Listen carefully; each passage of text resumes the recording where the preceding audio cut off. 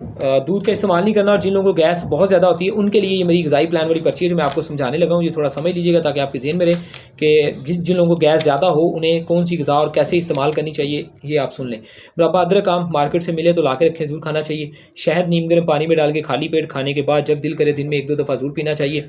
कम से कम बड़ा 1 चम्मच भर के 1 कप के अंदर शहद का डाल के फिर पीना चाहिए। 2 चम्मच भी शहद के बड़े भर के डाल सकते हैं।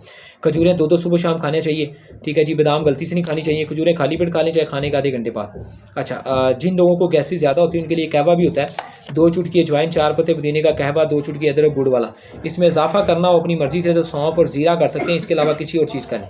लेकिन इनमें से अकेली के लिए चीज़ का भी बना के पी सकते हैं, जो चीज़ अच्छी ना लगे उसे निकाल भी सकते हैं, मगर इसके अलावा अपनी मर्ज़ी से कुछ शामिल ना करें।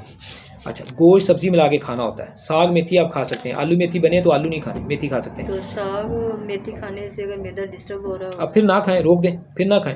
ऑलरेडी हम दवाई दे रहे हैं, दूध आप नहीं पिएंगे तो मैदा पावरफुल होगा, ताकतवर होगा इंशाल्लाह। क्योंकि मैदे में इन्फेक्शंस पैदा करने वाली, लेसदार मादे पैदा करने वाली दूध, दही, लस्सी या आलू मटर गोभी बाकी चीज़ें आप नहीं खा रहे होंगे ना, तो इसलिए मैदा साग उसको ताकत देगा। पानी फिर आपने कम पिया होगा, पानी लेट पीना। पानी ज़्यादा पीने की बेहतरीन शक्ल ये है कि शोरबे ज़्यादा इस्तेमाल करें, ठीक है जी। शोरबे की शक्ल में पानी ज़्यादा पिए। तो आपको कोई चीज़ इसमें से भी लगे तंग करती है तो रोकना है, आपने उसे ज़रूर रोकना है। पहले ऑलरेडी साग वगैरह नहीं वो बहना आप दूध पी लेते हैं ना, असल में रोला ये दूध रेगुलर भी नहीं पीते, ना भी कभी कभार पीते कभी हैं, कभार। यानी तो कि इसके अलावा और भी कई गलतियाँ होंगी। चावल नहीं खाते, चावल तो खाते, पराठा नहीं खाते, यानी पराठा को कम खाते, पराठा नहीं खाते, चावल खा लेते हैं, वो भी प्रॉब्लम करते हैं। पानी नहीं पीते आप 5-6 गिलास दिन में फॉर एग्जाम्पल। अच्छा, शोरबे वाले सालन ज़्यादा खाते हैं सूखे, सब्जियाँ वगैरह ज़्यादा। हाँ तो सब्जियाँ उसमें ज़्यादातर शोरबे बहुत कम है। तो ये सारे फॉल्ट हैं, बहुत कुछ गलत हो रहा था। जज़ाकल्लाह, आइंदा अमल करिएगा, बेहतरी रहेगी। अच्छा, टींडे, तोरी, कद्दू, छलजे, पेठा खाना है आपने, मगर इसमें बकरे या मुर्गे का फार्मी गोश्त डालें। 4-5 बोटियाँ डालें, पाव डालें, आधा पाव डालें, बच्चे बाकी एक बोटी खा लें घर के अफराद। आपने वो सब्ज़ी गोश्त में बनी खानी है।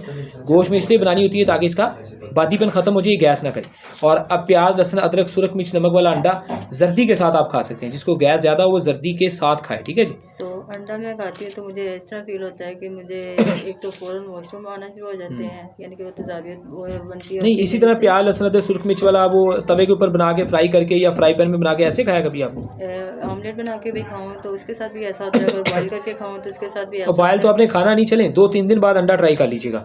ना सूट है तो ना खाइएगा, वरना ऐसे खा लीजिएगा जैसे लिखा हुआ, सुरख मिर्च, नमक डाल के। लहसुन अदरक ज़्यादा मिकदार में हांडी में डालें, बिल्कुल ब्रीक पाउडर करके डालें, ग्राइंड करके डालें, ताकि अंदर जाके हाजमे का काम करे। सब्जी खाएं और बकरे मुर्गे के गोश्त का सिर्फ शोरबा, सिर्फ शोरबा आपने ज़्यादा सारा लेना है। उसमें रोटी डुबो के छोटे छोटे पीस करके नरम करके डालें ताकि मैदा जल्दी हजम करे।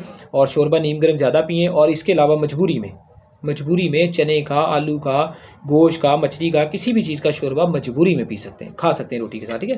वरना अपनी पर्ची के मुताबिक दालें बिल्कुल गलती से कोई भी नहीं खानी। वैसे दालें खा लेते हैं, हाँ तो गलती से भी आज के बाद नहीं खानी, वरना इलाज ख़राब होगा। करेले प्याज, करेले गोश्त, केले कीमा, आलू कीमा, कुछ भी हो तो वो करेले या वो कीमा थोड़ा बहुत खाया जा सकता है।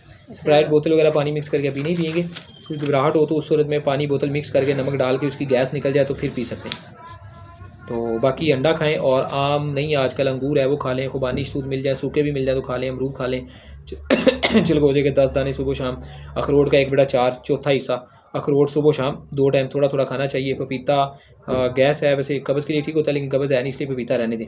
तो एक दफ़ा आपने बहना 10 दिन इसी पर्ची के दाव गुजारने हैं ताकि अल्लाह ताला आपको सेहत दे, आपके मिसाइल बेहतर हो जाए। तो ये चावल वगैरह ये सारी चीज़ें ये बंद करनी पड़ेगी, ठीक होना तो बंद करनी पड़ेगी। अगर इन चीज़ों से एहतियात परहेज़ ना कर सके तो दवाई मुझे दे दें, पैसे वापस ले जाएं, वरना ठीक नहीं होंगे ना। मसला ये है।